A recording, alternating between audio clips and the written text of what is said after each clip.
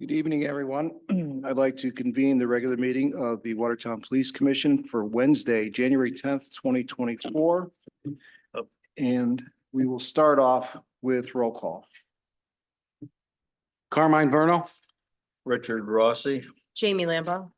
Robert McCarthy, And David Janetti, and please note, I'll be acting as chairman tonight. Chairman Antonetti will not be able to make it. And also let the record reflect that Carmine Vernal will be installed as a regular member for this meeting. And I also want to point out that we have our Chief Berniger with us, and Deputy Chief Dominguez also with us tonight. Next item is public participation. Is there any public participation?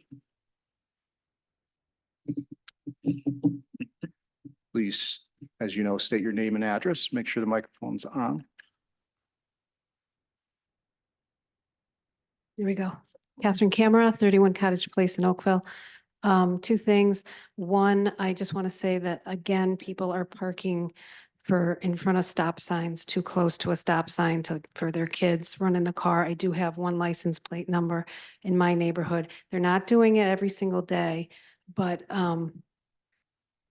and the snow wasn't that bad. But what happens at Ball Farm Road and Hillside is when you get the snow banks and these people are too close, you have to go around them and they're coming up Hillside and they don't know you're there. So then all of a sudden you're like, okay, let me out. And it's just, I don't know, if you ask me, it's kind of weird because why would somebody sit in their car with the engine running for 20 minutes? Just bring your kid to school. It's just my thing. So anyway, it continues to happen. So I don't know if something can go in the newspaper or something to say, that is illegal, or, you got to be back. These people are 4 feet from a stop sign. And the other thing is I am going to hand deliver to you an appeal to a decision on a complaint. Okay, thank you.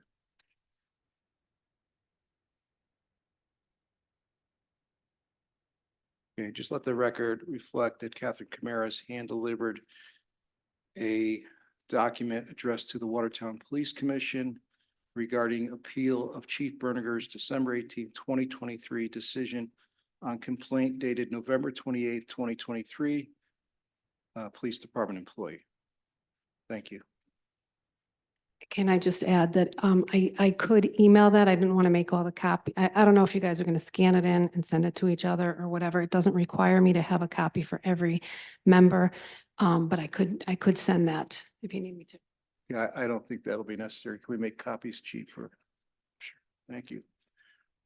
Chief, will we be able to put something in the local newspaper regarding parking near stop signs?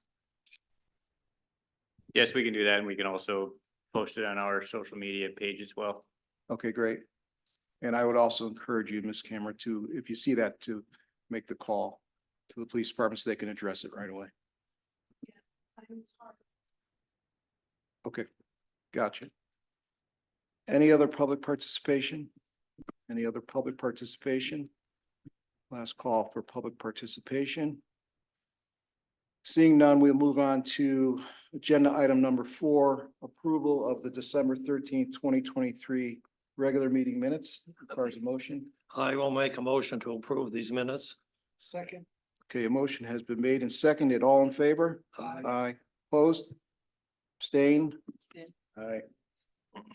Okay, motion passes. With that, we'll move on to item number 5, correspondence. We have none. Chief, did you receive any correspondence? I did not. Okay, thank you. Item number 6 is new business. We have no new business. Item number 7 is old business. Chief, any update on the DOT action regarding a flash and beacon sign on Woodbury Road? I still have no correspondence from the DOT. Okay, thank you. We will wait on their reply.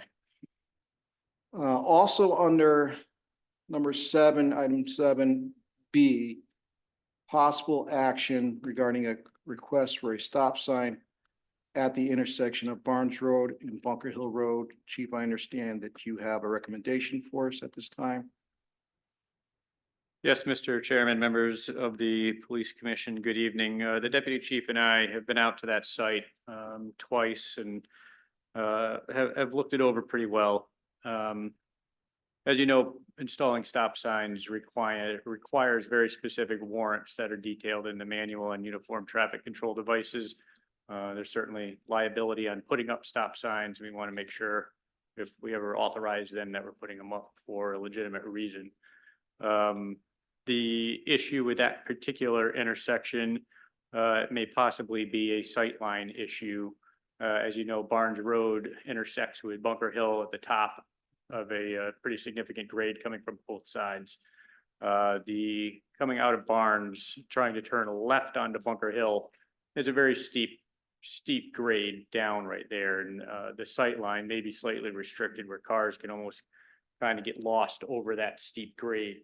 Likewise, traveling east on Bunker Hill, coming into turn to try to negotiate a left turn onto Barnes, cars coming up that hill because it's such a steep hill. You really got to come up fully up to that intersection of Barnes, almost come to a stop to make sure you're really not getting caught with a car coming up that grade that you couldn't see as you approached Barnes Road. So our recommendation is to have our regional crash reconstruction team do a sightline study at that intersection, so it can come back with actual data to the commission for you to consider in for action on this particular item.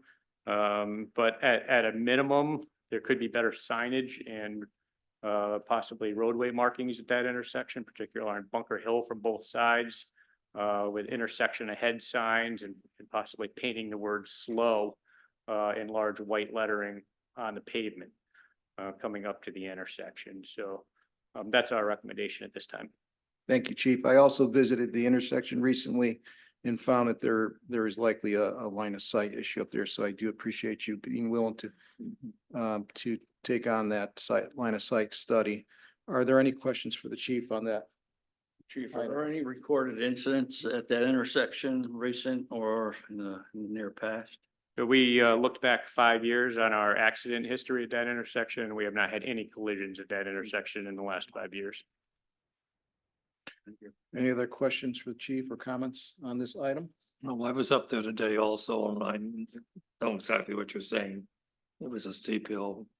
And I don't know how many houses are on Barnes Road that, I should have gone down and counted them and then I would know, but I did not. But I agree with you. Yeah, in Barnes Road, it's not just the houses that are on Barnes, it also, it's a through road right over to Lake Winnemog Road. Oh. So you do get through traffic on that road. Yeah, it's a cut through for Hamilton Avenue also, correct? Thank you, chief. Agenda item number 8 is the chairman's report. Chairman Antonetti wanted to wish everyone a happy new year. Agenda item number 9 is the police chief's monthly report. Chief, would you like to report out on that? Yes, Mr. Chairman, you have my statistical report in front of you. As you can see, 2023 from a police standpoint was a much busier year for us than the prior years as we were coming out of COVID. We also received several more grants through the Department of Transportation to conduct traffic enforcement. There's a lot of money available right now to municipal and state law enforcement for traffic enforcement efforts, given the fact that our injury and fatality rates on Connecticut roadways is at a almost historic high right now. So we've been putting out specific traffic units on grant funded overtime almost every single day, targeting roads where we have some of the highest complaints and accident history. And as you can see, the numbers for 2023 reflect a lot more infractions, a lot more written warnings, et cetera, when it comes to traffic enforcement. In regards to my monthly report, I'll read that into the record. I am happy to announce that the Watertown Police Department sworn ranks are fully staffed right now with 42 sworn members. Of those 42, 2 are currently on field training. One who is fresh out of the police academy and another who is a lateral from the Hartford Police Department. We currently have 1 new recruit at the academy in Meriden, when are they looking to get out now? in April? Yeah. That seems We'll like they start just went in. October, yeah. Yeah, April, should be in April. So when they get out in April, it'll be about 12 to 15 weeks on field training and then we'll have a full 42 operational officers on the road until an expected retirement at the end of the year of Lieutenant Caballes. Who's the lateral, Mark? Her name is Officer Adrian Rinaldi. What a fantastic hire with the U.S. Marine. And then did 5 years at the in Hartford Police Department, becoming a full-time instructor at the Hartford Police Academy.